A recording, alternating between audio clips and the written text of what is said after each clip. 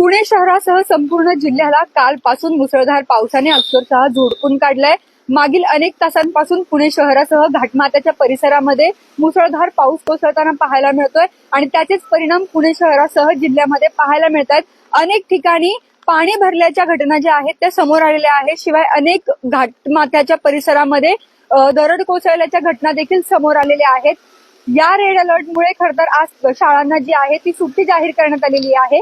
काल उशिरा जिल्हाधिकारी जितेंद्र गुड्डी यांनी याबाबतचे निर्देश जे आहेत ते जारी केलेले होते। त्यामुळे आज पुणे जिल्ह्यातल्या सर्व शाळांना सुट्टी जी आहे ती जाहीर करण्यात आलेली आहे। बघतोय आपण कालपासून पुणे शहरामध्ये अशाच पद्धतीचा मुसळधार पाऊस जो आहे तो आपल्याला कोसळताना पाहायला मिळतोय आणि त्यामुळे मुठा नदीच्या पाणी पातळीमध्ये देखील अंशतः वाढ झालेली आपल्याला पाहायला मिळते आहे। आज आपण पाहिलं तर पुणे शहरामध्ये अनेक ठिकाणी जे आहे ते पाणी भरल्याच्या देखील घटना यापूर्वी समोर आलेल्या होत्या। ज्या रस्त्यांवरती पाणी साचलेलं आहे त्या रस्त्यांमधून वाहनं काढताना नागरिकांची तारांबळ उडताना आपल्याला पाहायला मिळते।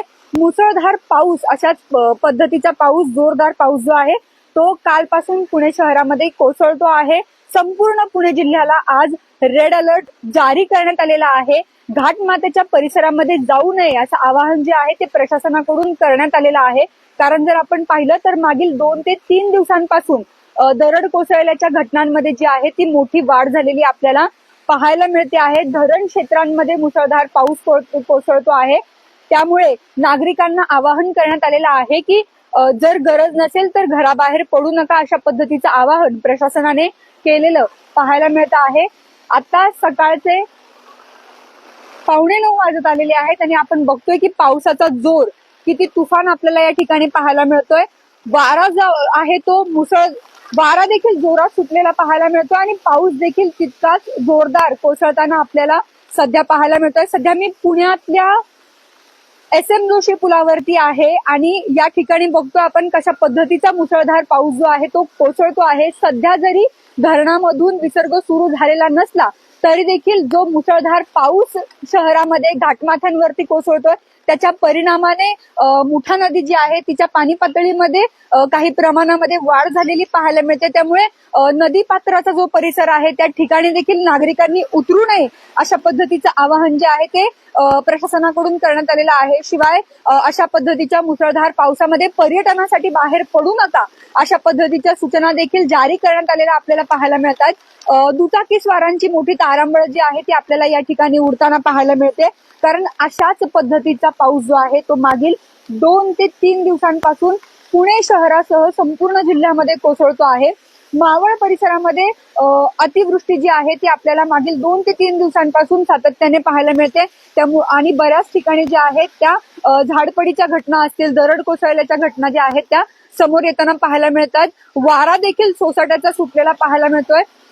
त्यामुळे प्रशासनाचं आवाहन आहे आणि सूचना देखील आहेत आणि आपण जर पाहिलं तर जिल्हाधिकाऱ्यांनी काल सूचना दिलेल्या होत्या की शाळांना जी आहे ती सुट्टी असेल आणि ज्या ठिकाणी पाणी साचल्याचं पाहायला मिळतंय तशा ठिकाणी न जाण्याच्या सूचना ज्या आहेत त्या प्रशासनाने केलेल्या आहेत। शिवाय जर आपण पाहिलं तर 16 रेल्वे गाड्या ज्या आहेत त्या सध्या रद्द करण्यात आलेल्या आहेत। पुणे मुंबई या दरम्यानच्या प्रवासाच्या रेल्वे होत्या त्या ज्या आहेत त्या आता रद्द करण्यात आलेल्या आहेत। कारण अनेक ठिकाणी रुळावरती पाणी साचल्याचं देखील समोर आलेलं होतं आणि बऱ्याच आपण जर पाहिलं तर मुंबई पुणे हा जो महामार्ग आहे तो देखील वाहतुकीसाठी बंद करण्यात आलेला आहे। त्यामुळे आपण जर पाहिलं तर नागरिकांना प्रवास टाळण्याचं आवाहन जे आहे ते सातत्याने करण्यात येत आहे। स्वतःची काळजी घेण्याचं आवाहन जे आहे ते करण्यात येत आहे।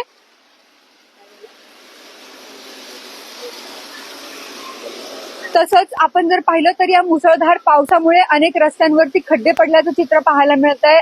आणि त्या खड्ड्यांमध्ये पाणी साचून अपघात होण्याची शक्यता जी आहे ती निर्माण झालेली आहे। बघतोय हवामान खात्याने जो अंदाज दिलेला होता खर तर मागील 2 दिवसांपासून पुणे जिल्ह्याला ऑरेंज अलर्ट देण्यात आलेला होता। मात्र कालपासून जो मुसळधार पाऊस पुणे शहरासह जिल्ह्यामध्ये कोसळतो आहे त्याच्यानंतर रेड अलर्ट जो आहे तो जारी करण्यात आलेला होता। शहरभरामध्ये मुसळधार पावसामुळे पाणी भरल्याच्या घटना ज्या आहेत त्या समोर आलेल्या होत्या, झाडपडीच्या घटना समोर आलेल्या होत्या, त्यामुळे आणि घाटमाथ्याच्या परिसरामध्ये दरड कोसळल्याच्या घटना ज्या आहेत त्या आतापर्यंत समोर आलेल्या आहेत. पिंपरी चिंचवडचा परिसर असेल किंवा इतर जे ठिकाणं आहेत तिकडे मोठ्या प्रमाणामध्ये पाणी जे आहे ते साचलेलं समोर आलेलं आहे. आता जर आपण पाहिलं तर पिंपरी चिंचवडच्या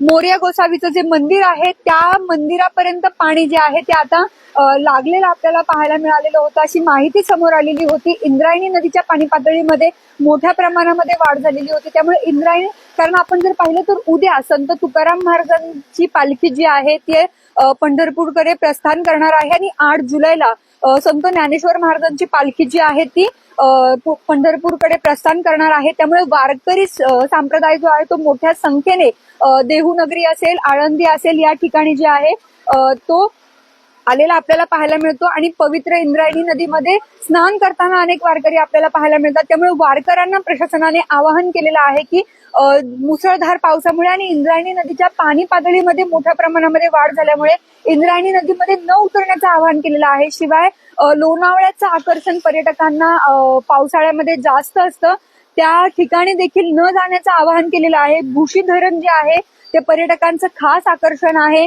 ते आता ओव्हरफ्लो झालेलं आहे, त्यामुळे तिथेही न जाण्याचं आवाहन जे आहे ते प्रशासनाकडून करण्यात आलेलं आहे. स्वतःची काळजी घेण्याचं आवाहन करण्यात आलेलं आहे. काम जर नसेल तर कृपया बाहेर पडू नका असं आवाहन करण्यात आलेलं आहे. रेड अलर्टमुळे मुसळधार पाऊस सध्या पुणे जिल्ह्यामध्ये कोसळतो आहे, त्यामुळे प्रवास करताना काळजी घ्यावी अशा पद्धतीचं आवाहन वेळोवेळी जे आहे ते करण्यात येत आहे. पावसाच्या सगळ्या अपडेट्स आम्ही वेळोवेळी तुमच्यापर्यंत पोहोचवतच राहू. तुर्तास या संपूर्ण माहितीसह इथेच थांबते. शगुफ्ता शेख, लोकमत.com, पुणे.